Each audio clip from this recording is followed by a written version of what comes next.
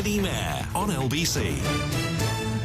A week after the Grenfell Tower disaster, on June the 22nd, 2017, the Prime Minister Theresa May said, "We cannot and will not ask people to live in unsafe homes."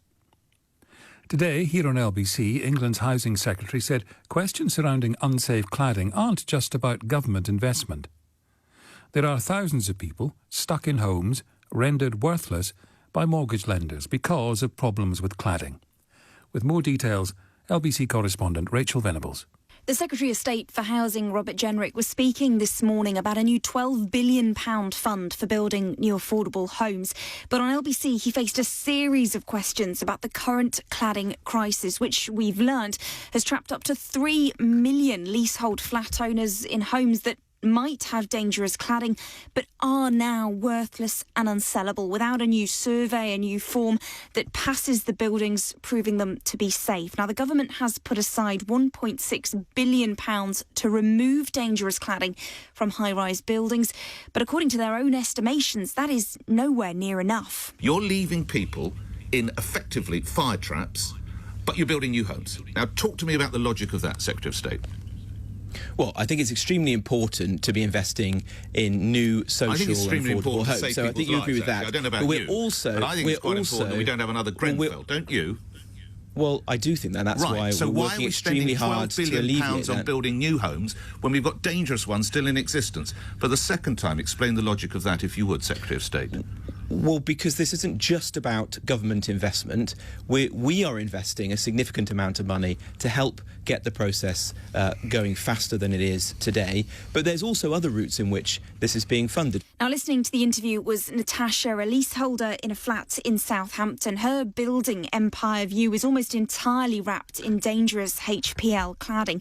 She doesn't know how much it'll cost to remove, but she knows that bills for similar works have run up to £100,000 per flat. I couldn't pay it. We could not pay that bill, and I would go bankrupt.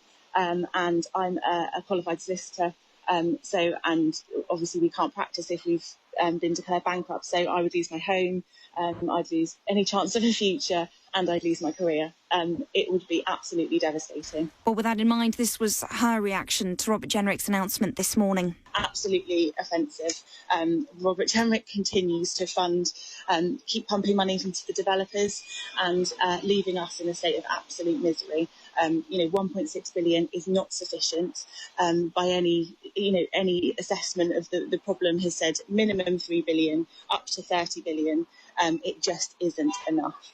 And whilst he continues to pump money into developers that helped cause this issue and fails to acknowledge that the government regulations, were wrong, it's offensive. It's absolutely offensive and really, really upsetting for us. Now, it all comes as yesterday a vote in the House of Commons rejected a Labour amendment to the new fire safety bill. They wanted to include recommendations that were made in the first phase of the Grenfell inquiry and to effectively enshrine them into law, a way of trying to make buildings safer. It included a requirement for the owners or managers of flats to be forced to share information with local fire services about the design, the materials on the external walls of their buildings. They'd also have been forced to carry out regular inspections of things like lifts, flat entrance doors, and to share evacuation and fire safety instructions with residents of buildings. Now, that amendment yesterday was defeated by 188 votes to 318, and people were quick to spot one name in particular on the opposing side, and that's Felicity Buchan, the new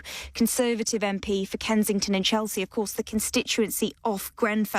A statement today from Grenfell United, the group of survivors and bereaved residents, family members of those who died in Grenfell. They've said that they're outraged that their own MP voted against this amendment to implement the recommendations, saying it's no surprise that the government continue to fail the country almost a year since the recommendations. They say so little has been done. Now, Felicity Buchan, though, has responded to this. She's accusing Labour of politicising Grenfell, saying she is actually committed to backing the recommendations, but that this amendment yesterday would have actually delayed their implementation. Rachael Venables, LBC correspondent, reporting there.